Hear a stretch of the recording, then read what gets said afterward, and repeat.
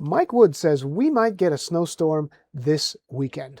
Let's take a listen. I visited him up in the Weather Center. All right.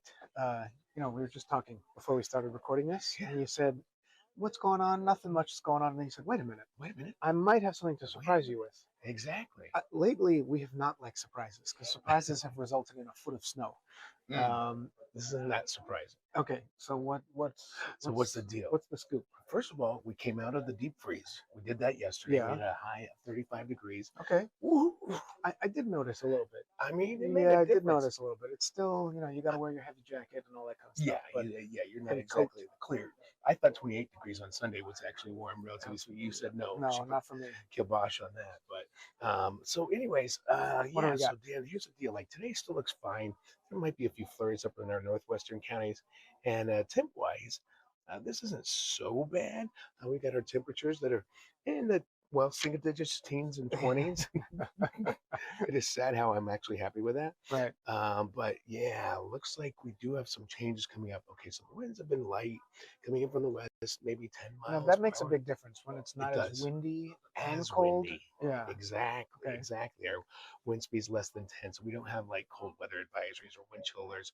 This is the one that actually could have brought us a little bit of light snow for tomorrow morning, and it is going to bring it to South Jersey. See how it clips South Jersey with a little tiny bit of snow, but it's right after midnight, so it's not that big of a deal. That's not much snow at all. That just barely shows up, so you might get a flurry. That's it. Is that like Jersey Shore problems? Right. Okay. But even that's not a big deal because it's so light.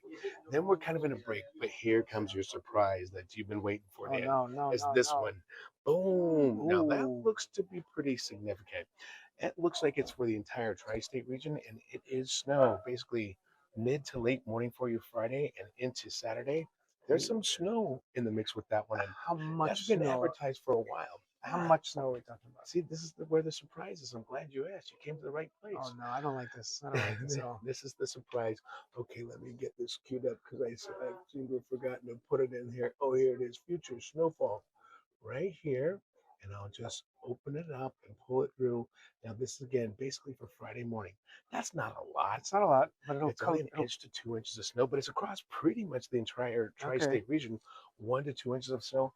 I'm a little gun shy on putting numbers out just yet because it's so far ahead of it.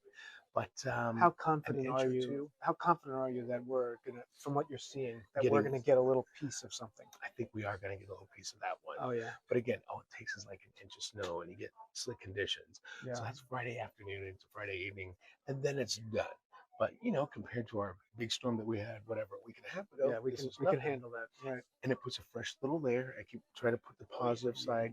Yeah, that's a positive. That's stretching positivity to its absolute max. Come on, you gotta find something to smile about, Dan. Otherwise, we'll all be crying. That's true. By the way, have you been how have you been navigating around the city? Because they're doing those crews are out there. They're working like crazy. Yeah. They're doing a good job of trying to move it, but it's still hard. Trash on top of the piles. Yeah. Piles that look like small little castles in front of the bus stops. Yeah, it's rough. I did notice like some of the corners, like our corner over here by work is 67th, where I get out is all cleaned up now. Finally, it took like a week and a half for that to happen. But there's still a lot of nasty snow. I'm getting around okay. I do see the garbage piling up. I do cut the city some slack because I remember in years past when we had these big storms. Yeah, it took them forever.